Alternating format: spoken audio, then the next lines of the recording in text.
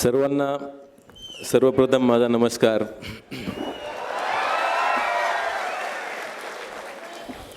व्यासपीठावर उपस्थित माझे senior ATSचे DIG Shri Suhas Warke sir, Bhagirath इन्स्टिट्यूटचे संचालक श्री रंजन कोळंबे सर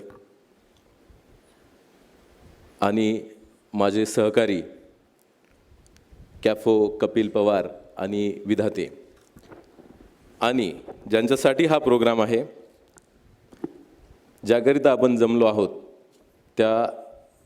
ते सर्व यशवंत. सर्वप्रथम मी तुम्हा सर्वांचं मनपूर्वक अभिनंदन करतो. आणि येथे या प्रोग्रामसाठी ज्या स्पिरिटनं आणि जी एनर्जी तुम्ही दाखवताय या प्रोग्रामसाठी जमलेल्या स्पर्धा परीक्षेसाठी तयारी करणाऱ्या माझ्या मित्रमैत्रिणींनो, मला असं वाटतं तुमची जी एनर्जी आहे आणि जो उत्साह आहे तो पाहून कुठेतरी मला खूप आनंद होतोय आणि मी पण उत्साहात तुमच्या सहभागी झालेलो आहे.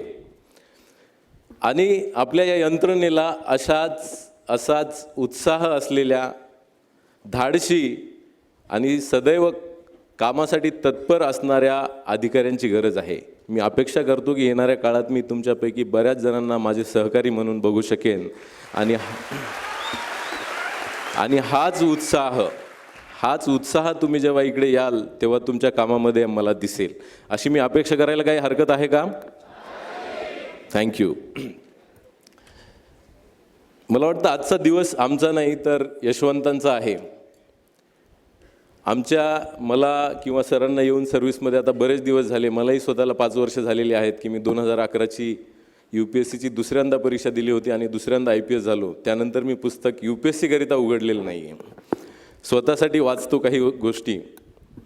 आता जो काही प्रवास आहे सर्व यशवंताचा, ते तुम्हा सर्वांना तो प्रवास सांगणार आहेत. प्रत्येकाचा प्रवास नक्कीच खडतर असतो हे मात्र मला माहिती आहे. बऱ्याचदा आत्ताच मला वाटतं भूषणने सुद्धा सांगितलं आणि गायकवाड श्रीकांतने सुद्धा काही गोष्टी सांगितलेल्या आहेत की आपण ग्रामीण भागातले आहोत, माझ्या घरी आर्थिक अडचणी आहेत, माझं इंग्रजी कमजोर आहे किंवा माझे 10वी-12वीचे किंवा त्याच्या अगोदरचे मार्क्स कमी आहेत.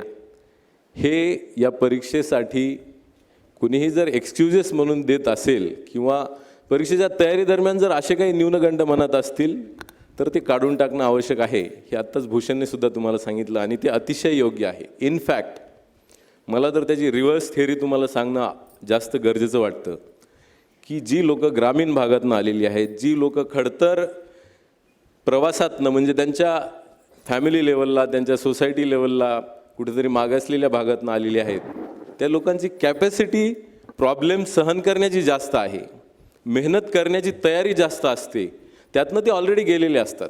इनफॅक्ट जे आरामात आहेत ना, मला असं वाटतं त्यांना ही UPSC MPSCची परीक्षा क्लिअर करणं जास्त कठीण आहे.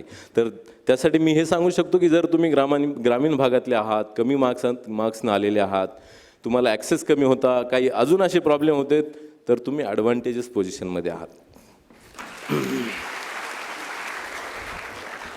मला तुमच्याकडनं जास्त अपेक्षा आहेत रादर दॅन कोणीतरी पुण्यात ऐशोआरामात जगलेला आहे त्याच्यापेक्षा. इनफॅक्ट त्याचं आयुष्य, त्याला UPSCचा MPSCचा प्रवास त्याच्यासाठी जास्त कठीण आहे.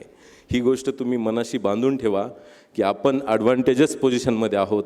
आपली परीक्षा पास होण्याची आणि अधिकारी होण्याची जी प्रोबॅबिलिटी आहे ती इतरांपेक्षा जास्त आहे.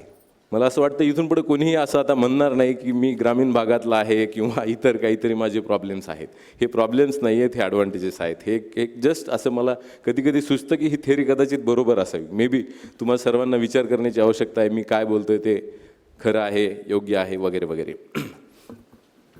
या सर्व यशवंतांसाठी मी सांगू शकतो की प्रिपरेशन करताना, परीक्षा देताना ज्या काही अडचणी असतात, जी काही उद्दिष्ट मनात आपण ठेवलेली असतात, तो एक आयुष्याचा किंवा ही परीक्षा पास होईपर्यंतचा एक वेगळा भाग आहे, अतिशय वेगळा भाग आहे. हे तुमच्यासाठी आहे आता की आपल्याला या यंत्रणेत आता तुम्ही ऑलरेडी आलेला आहात. तर ह्या यंत्रणेमध्ये आल्यानंतर, एवढ्या मोठ्या सरकारी यंत्रणेत आल्यानंतर तुमच्यावर एक खूप मोठी जबाबदारी आहे. आमचे अकॅडमीचे डायरेक्टर होते नॅशनल पोलीस अकॅडमी हैदराबादचे. त्यांनी आम्हाला एक वाक्य सांगितलं होतं जे वारंवार मला आठवतं, की तुम्ही त्या माणसाला विसरू नका जो सिलेक्शन होण्याच्या अगोदर या अकॅडमीच्या गेटमध्ये प्रवास करत होता. त्या माणसाचे प्रॉब्लेम विसरू नका. एक पोलीस यंत्रणेत जेव्हा तुम्ही पोलीस स्टेशनला किंवा कुठे जाता तर तुम्हाला काय भीती वाटते, तुमचे काय प्रॉब्लेम्स आहेत, तिथे तुम्ही काय फेस केलेलं आहे हे अनुभव आठवा. जर ज्यांना अनुभव आलेले असतील त्यांच्या नातेवाईकांना, मित्रांना, इतर कोणाला. जर हे अनुभव तुम्ही विसरलात आणि ऑफिसर होण्याच्या अगोदर त्या अकॅडमीमध्ये येण्याच्या अगोदरच्या माणसाचे भावना, माणसाचा त्रास किंवा बेसिकली तो माणूस कोण आहे हे जर तुम्ही विसरलात तर एक चांगले अधिकारी तुम्ही होऊ शकणार नाही. तर मला सर्व यशवंतांना हेच सांगायचं आहे की हा जो काही प्रवास तुम्ही आत्तापर्यंत केलेला आहे, ह्या प्रवासात आलेल्या अडचणी, यंत्रणेशी जेव्हा तुमची गाठ येते सरकारी यंत्रणेशी तेव्हाचे आलेले प्रॉब्लेम, आपण जिथून आलो आहोत त्या लोकांचे प्रॉब्लेम, ह्या सर्व गोष्टींना आपण विसरू नये. ही जर संवेदनशीलता आपण कायम ठेवली आणि हा उत्साह जो प्रिपरेशन करणाऱ्या विद्यार्थ्यांमध्ये आहे तो उत्साह आणि ती जिद्द जर मनामध्ये ठेवली तर एक यशस्वी अधिकारी म्हणून नक्कीच तुम्ही नावलौकिक मिळवाल. आणि ह्या एवढ्या मोठ्या यंत्रणेला जर आपल्याला धक्का द्यायचा असेल, म्हणजे एक उदाहरण मला सांगितलं जातं की किंवा मी ऐकलेलं आहे, सरकारी यंत्रणा म्हणजे एक मोठा हत्ती आहे. त्याला कुठेतरी एखादी सुई टोचली तर म्हणजे एक चांगला अधिकारी लेटेस्ट एक कुठेतरी सुई टोचतोय तर तो हत्ती हलायला खूप वेळ लागतो. काय गरज काय आहे याचा अर्थ असा आहे की एक मोठा झटका द्यायचा असेल, जर त्या हत्तीला चालवायचं असेल तर आपल्या सर्वांना मिळून ह्या सुया कदाचित टोचाव्या लागतील. सर्वांना मिळून तेवढ्या उत्साहानं काम करावं लागेल, तेव्हा त्याचा काहीतरी सिग्निफिकंट किंवा विजिबल इम्पॅक्ट सरकारी यंत्रणा मूव्ह होते हे दिसेल. आणि ही अपेक्षा, हे उद्दिष्ट तुम्ही सर्वांनी मनाशी बाळगा. जसं आपण अभ्यास करताना आपल्या वैयक्तिक उंचीसाठी, यशासाठी प्रामाणिक राहिलो, त्याचप्रमाणे एकदा सरकारी यंत्रणेत आल्यानंतर तोच प्रामाणिकपणा आपल्या कर्तव्यात आपण दाखवणं आवश्यक आहे. मला आत्ताच एक जण मला वाटतं भूषण सांगत होता की मी सरकारी गाड्यांच्या लाल दिवे असलेल्या मागे फिरतो, त्यावेळी मला जाणवलं की मी ट्रॅफिक DCP आहे. आणि जे कोणी तुमच्यातले अशा गाड्यांच्या मागे फिरतात त्यांनी नक्कीच वाहतुकीच्या नियमांचं पालन करा. आम्ही एक मोठी यंत्रणा बसवलेली आहे जिथे पोलीस नसतो, परंतु तुमचे उल्लंघन नक्कीच रेकॉर्ड केले जातात आणि तुमच्या मोबाईलवर SMS स्वरूपात ते येतील. आणि जर आपण अधिकारी होण्याची स्वप्न पाहतोय तर आपल्याला जे काही अधिकार मिळणार आहेत त्याचप्रमाणे अधिकारी नसताना सुद्धा ती कर्तव्य एक भारतीय नागरिक म्हणून, एक सुसंस्कृत नागरिक, एवढं वाचन करतो त्याचं काहीतरी आपण आत्मसात सुद्धा करणं आवश्यक आहे. म्हणजे माझ्या गोष्टी सोप्या होतील. हे माझा स्वार्थ आहे तुम्हाला सांगण्यामागे. मला असं वाटतं तुम्ही सर्वजण मला माझ्या प्रयत्नात सुद्धा मदत कराल आणि तुमच्या प्रयत्नांमध्ये मदत करण्याकरिता भगीरथ अकॅडमी आहे. मी स्वतः पर्सनली अवेलेबल आहे. आपल्या या प्रवासात तुमच्या अभ्यासाच्या आणि एक्झामच्या प्रिपरेशनमध्ये आमची कोणाची मदत लागली तर आम्ही आहोत. मी हे सरांनासुद्धा सांगतो आणि तुम्हा सर्वांनासुद्धा सांगतो की काही प्रॉब्लेम असतील तर निश्चित या.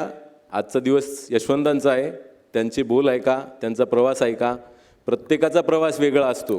कुणाला इम्युलेट करण्याचा किंवा इमिटेट करण्याचा प्रयत्न करू नका, कारण प्रत्येकजण वेगळा आहे. आपण आपला यशाचा मार्ग निवडा. सर्वांना माझ्या शुभेच्छा देतो आणि थांबतो. थँक्यू. जय हिंद, जय महाराष्ट्र.